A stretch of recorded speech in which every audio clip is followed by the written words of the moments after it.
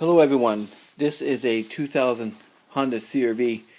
A few days ago I changed the radiator because it needed to be changed because it was leaking profusely near the top part of it. Now I already changed the radiator and also changed the thermostat as well, and with a new cap for the radiator. I didn't want to record it while I was doing this because it's a very messy job, and of course I only have as a phone to videotape this. So I'm going to give you an idea how to change this and to make it much more easier for you. I hope this helps you in your future endeavors of your vehicle, of your car. Now before you do this, I suggest to disconnect the battery terminal. That'd be the negative part of the battery, because you are working with electrical area, because you will have to disconnect the power for the two fans in there, as well as you're working with a lot of liquids and water and that, so plus with the antifreeze. So before you go along, make sure the battery is disconnected from the power, and what you want to do is start to take apart the cabling wire here for the one fan.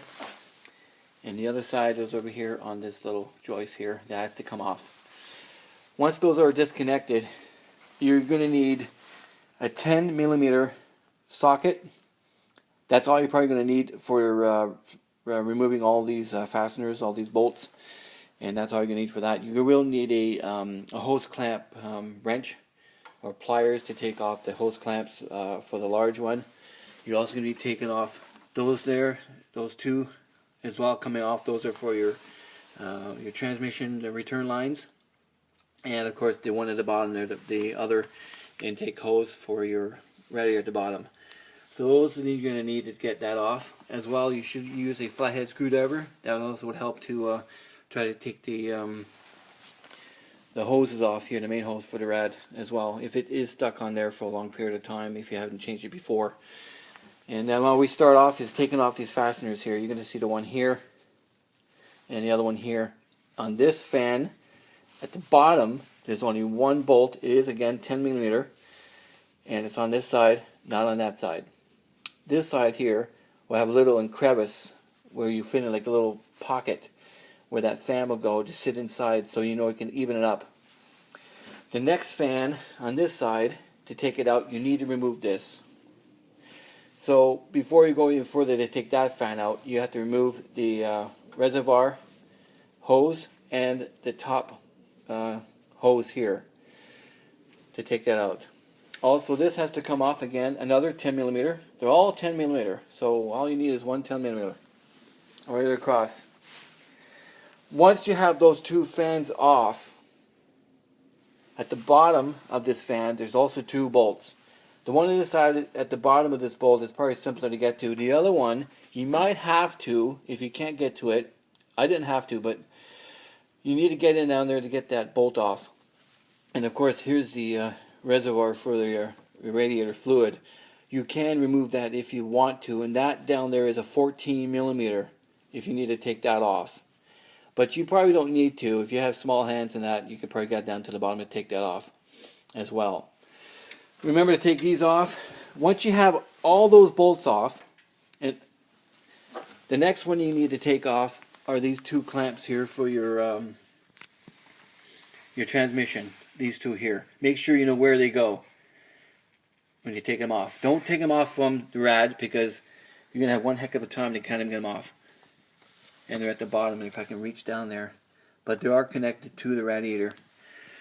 Once those are off, and you got the fans out, the next one is the bottom hose. Now I hope they put the clamp right side up, because they put my clamp upside down, and that was one heck of a time to get that off, because I had to turn the clamp around somehow. And you should use a silicone spray on these hoses to try to get the clamp off. Much more easier to slide them through. And now you have that off. Make sure you do a complete flush. You can do this. This is what I've done with a flush. You can flush it with water, just plain from your hose, but this is what I've done. Because water is really not good for the engine, I've flushed it again with 2 bottles of distilled water. That's what I've done. I put the distilled water in here, and follow it out to the other hose. This hose here going down to the bottom of the radiator. So I went through the engine and out. What you can probably even do if you want, if it hasn't been done, is also flushing your heater core.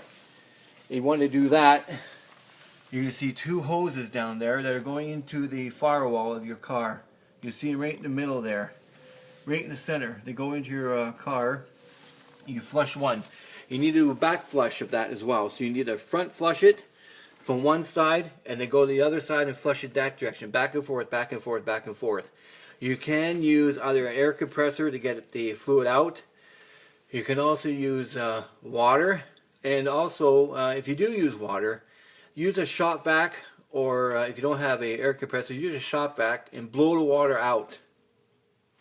And then my suggestion to you, before you hook up the hoses again, just to fill it up with the antifreeze and wait for it to come up the other side and then stop. So the next part you want to do is get all the new rad in, put all the hoses back together again. Make sure you got them all clamped correctly, right back on. So what you're doing is doing everything backwards when you put everything back. So the last thing you should plug in, the last thing you should do is reconnecting your negative cable to your battery. And then you're all set. Make sure you put your screws and bolts all in one side. Make sure you know where they go. And take your time. It is a do-it-yourselfer if you really pay attention and do it right. YouTube is a very good thing to have, and I think we're all out there to save everyone money. They wanted $425 Canadian to replace the rad, and that's ridiculous. I bought this radiator, believe it or not, at rockauto.com. rockauto.com. And the radiator is very cheap. It goes through your vehicle. It is about $68, and that's about, I guess, about in conversion of Canadian dollars, about $90. So I saved myself roughly about, altogether with parts and labor for my own self, I say it was about $185 to save in my own pocket from doing it myself. So if you want to do it, do it. If you don't want to do it, spend the money, and you can get it repaired by a professional. But as you can see, that everything looks pretty simple and straightforward. While you have everything out, just look around then near the bottom, make sure everything else is okay. Take a look at your condenser where you're near front of your rad. Make sure of all that stuff, and then you're all set. I hope this is a good advice to you. It is pretty simple to do. Again, just take your time to do this job. You're going to get a lot of fluid everywhere. So when you take the fluid out of the radiator, make sure you undo this first. And then at the bottom, at the bottom there, you'll see it. That little black tab in the center of the camera, you have to turn that. Now remember, if you're going to turn it from inside, lefty-loosey, righty-tighty. You do it from the other side, upside down, it's righty-loosey, lefty-tighty. You know what I mean. So good luck. Leave a post on there if you want to. I hope I helped you out the best way I can.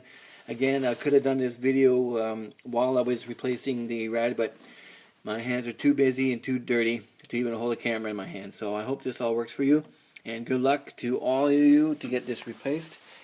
I suggest if your rad is leaking, don't use the radiator fluids that they have that clogs or stops it from leaking. That's not going to work. The best bet is to replace the entire radiator, and I never had an issue after this.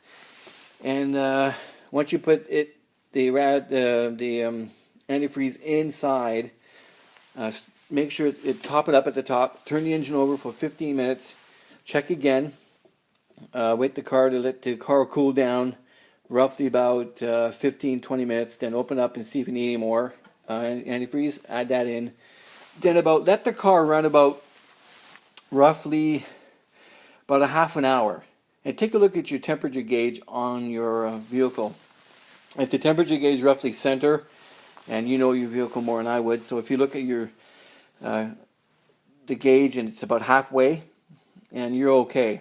If it goes anywhere halfway to 3/4, then it might be your thermostat, which is behind that guy right there, and you need to replace that if you need to.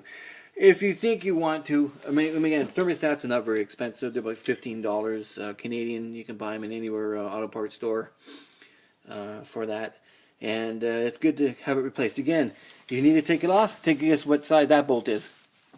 10 millimeter. All 10 millimeter. I think everything in here is 10 millimeter. Anyhow, I hope this again helped you, and good luck to all of you on this. And please, I hope I was very, very thorough to what to take off and when to take it off. And good luck. I wish you all the best and saving you some money, because it was good to do this myself. And do make sure, if you do have old antifreeze in the reservoir, get rid of it if you can. If you can't get this off, you can use a turkey baster or something like this to suck out the old ones and go over there. But it should be all right.